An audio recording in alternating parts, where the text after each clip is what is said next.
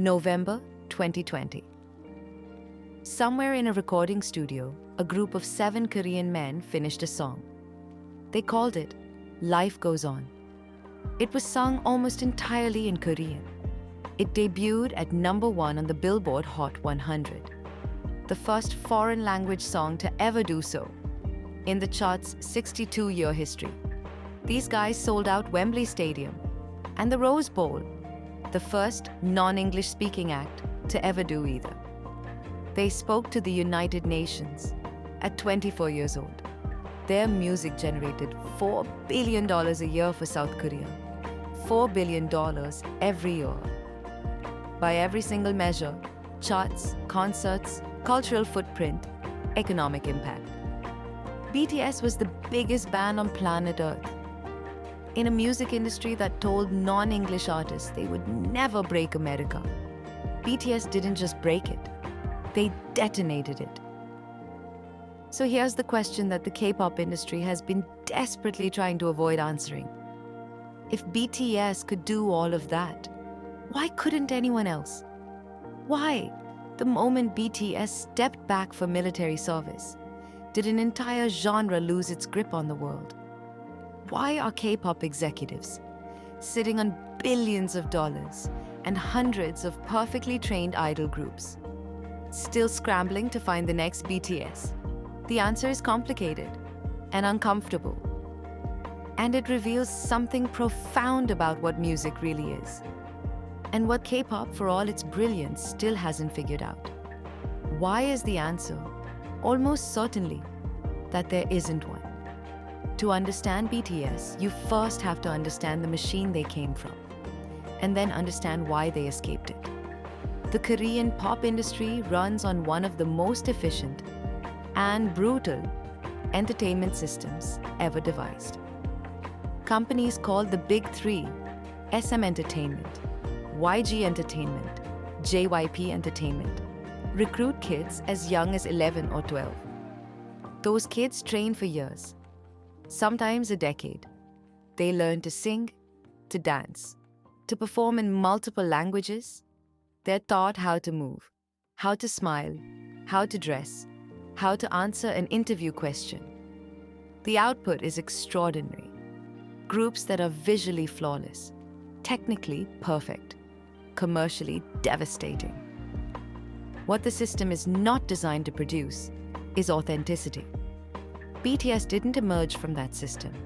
They came from big hit entertainment. At the time, a tiny, almost broke company that couldn't afford the polished productions of the industry's giants, which, accidentally, became their greatest strength. Because Big Hit couldn't manage every detail of BTS's image, the members had to manage themselves. They ran their own Twitter. They posted unfiltered behind-the-scenes content. They showed their tears, their fears, their failures. BTS translator Anton He, who worked on BTS's own biography, put it bluntly. BTS received very little in the way of traditional marketing. Compared to other K-pop acts who cultivate mystery and make themselves inaccessible, that's actually the industry's default setting. BTS did the opposite. They had no choice but to build a direct, unfiltered relationship with their fans. What started as a limitation became their most powerful weapon. Because the thing is, you cannot manufacture a genuine human connection. You can train for it, but you cannot fake it. Not for long. Not at that scale. Most K-pop groups cultivate what Koreans call Simbijui marketing, mystery marketing. Stay distant, stay perfect, stay untouchable. BTS did the opposite. In 2015, before they were famous, they went to see a movie with over 200 fans. Not as a PR stunt, just because they wanted to. That wasn't a strategy. That was who they were. And you cannot manufacture who someone is, but authenticity alone doesn't sell stadiums. Plenty of authentic musicians are playing to empty rooms right now.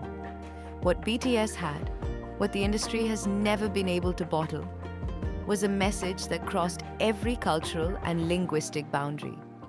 While other K-pop groups were singing about love and heartbreak, and the party anthem. BTS was talking about mental health, about the pressure of modern society, about the terrifying loneliness of being young in a world that tells you exactly who to be. Their 2018 UN speech, delivered by RM at 24 years old, wasn't a performance. It was a confession. He said, quote, "No matter who you are, where you're from, your skin color, your gender identity, speak yourself." That speech was watched by 100 million people. When was the last time a pop star made a 100 million view speech at the United Nations about self-love? Their albums weren't just music. They were interconnected narratives. The Love Yourself series referenced Carl Jung's concept of the shadow. Map of the Soul referenced Jungian psychoanalysis. These were 7 pop stars referencing academic psychology. K-pop competitors took notice. Labels tried to add meaningful themes to their group's music. But there's a difference between meaning and manufactured meaning. Audiences, especially Generation Z, can smell the difference from a mile away. BTS's message worked because it came from them, not from a marketing team. RM, Suga, and Jhope were writing rap verses before Big Hit even existed. The emotional truth in their music was built over years of real hardship, not assembled in a boardroom. Suga literally wrote about his suicidal thoughts on an album in 2016, on purpose, not as a marketing strategy, as a human being who needed to say something true. That's the gap the industry has never been able to close. You can train someone to dance. You can train someone to sing. You cannot train someone to have lived a life that produces that kind of art. Every K-pop group has fans. BTS has an army. Literally. ARMY, which stands for Adorable Representative MC for Youth, is not just a fandom. It is one of the most organized, culturally influential, politically engaged fan communities in the history of popular music. ARMYs have raised millions for charity in BTS's name. They crashed the Billboard voting servers. They translated BTS content into dozens of languages, often within minutes of release. They coordinated streaming parties with military precision. They've broken over 40 Guinness World Records alongside BTS. They coordinate streaming parties simultaneously across more than 100 countries. They've raised millions for charity in BTS's name. They've organized campaigns matching BTS donations to Black Lives Matter in a single day. When BTS were on military hiatus and essentially silent, the fandom showed zero significant drop in active membership. For 2.5 years, without new group content. In 2020, when the city of Dallas raised concerns about protests, ARMY flooded a police tip line with BTS fan cam videos, effectively shutting it down. No other fandom has ever done anything remotely like that. But here's what's crucial to understand. ARMY didn't happen because of clever marketing. ARMY happened because BTS treated their fans like human beings, not consumers. BTS members cried on camera when their early albums failed. They apologized when they made mistakes. They asked their fans what they thought of their music. The relationship wasn't parasocial, it was symbiotic. Other K-pop groups have tried to recreate this energy. The results have been mixed at best. Because ARMY isn't a template. It's the natural product of a 7-year relationship between real people and a fan base that grew alongside them. You can't manufacture a decade of trust. You can't duplicate 2 AM vlogs of a 21-year-old crying because he's afraid he's not good enough. That's not content. That's a human being. And humans respond to humans.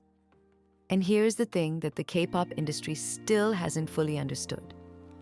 ARMY didn't happen because of clever marketing. ARMY happened because BTS spent years treating their fans like people, not consumers. When BTS failed, and they did fail, Multiple times early in their career, they told their fans. They cried on camera. They asked for feedback. They apologized when they made mistakes. They made their fans feel like they were building something together. Not watching something, building it. Other groups have tried to bottle this. The results have been, at best, a pale imitation. Because ARMY isn't a template. It's the natural result of a decade-long relationship between real human beings and a fan base that grew up alongside them. You don't replicate that in a training program. You earn it. One honest moment at a time. For years. Now let's talk numbers. Because the numbers tell a story nobody in the industry wants to admit. In June 2022, BTS announced a group hiatus as its members prepared for South Korea's mandatory military service. They didn't disappear. Solo albums kept coming, but group activities effectively stopped. The industry says, don't worry, we have plenty of other groups. Here's what happened next. K-pop album sales across the entire global industry dropped by 17.7% in 2023. The milestone of 100 million annual album sales that the industry had celebrated hitting in 2022? Gone. Export growth rates tell an even starker story. In 2020, K-pop album exports grew by 82.6%. In 2021, 62.1%. In 2023, 0.55%, less than 1%. And then, the chairman of HYBE, the man who built BTS, Taehyung, went to a press conference and said something that stunned the industry. K-pop is in crisis. He said growth had slowed or turned negative in multiple markets. He noted that despite everything, all the cultural impact, all the global expansion, major K-pop companies still account for just 2% of global music record and streaming sales. 2%. Groups like Stray Kids, ATEEZ, 17, TXT, all genuinely talented. All beloved by dedicated fan bases. None of them came close to filling the space BTS left. The Korea Herald put it plainly.